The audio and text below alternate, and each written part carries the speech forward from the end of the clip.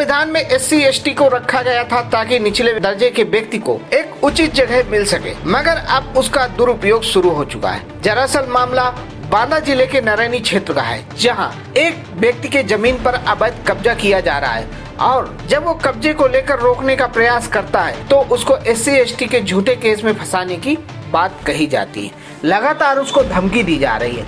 आपको बता दें, वैध कागज के साथ कई पीढ़ियों से जोत रहे जमीन को कुछ लोग जबरन कब्जा करना चाहते हैं। रोकने पर अनुसूचित जाति संबंधी केस में फंसाने की धमकी दे रहे हैं। ये हमको छेड़खानी में इसमें फंसाते हैं। पीड़ित राम सनेही ने कहा, हमारा जीना दुर्लभ हो चुका है। उन्होंने अपने दर्द को एक आवेदन के रूप में लिखकर उप जिलाधिकारी नरैनी से न्याय की गुहार लगाई है।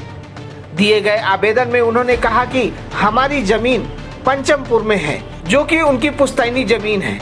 उसने बताया कि उनके पूर्वजों का शांतिपूर्वक कब्जा चल रहा था।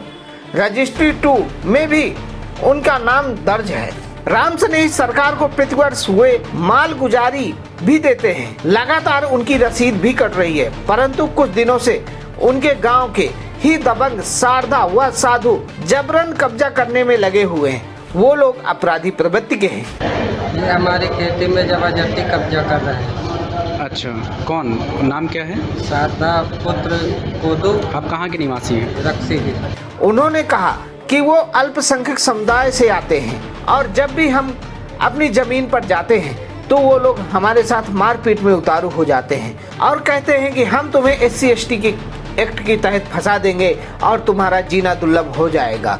मेरी जमीन पर कब्जा करना चाहते हैं वो लोग और साथ ही अनुसूचित जनजाति अत्याचार अधिनियम के तहत केस में बर्बाद करने की धमकी देते हैं। हमारी खेती में जबरन जोत लिया, बोलते हैं यहाँ पर नहीं जाना। वो ज़मीन आपकी है? जमीन हमारी है। और वो फिर क्यों आप उस पर कब्जा करना चाह रहे हैं? वो बोल रहे हैं हमारे पट्टे होते थे। अच्छा, तो आपने विरोध किया तो क्या हुआ? हमारा निस्तारण हम मांग रहे थे, वो बोल रहे थे अभी नहीं आओ वहाँ। इससे उनका परिवार दहशत में है। राम सनेही ने अधिकारियों से जमीन पर कब्जा मुक्त कराने हुआ जांच पड़ताल कर दोषियों पर सख्त कार्रवाई करने की मांग की है।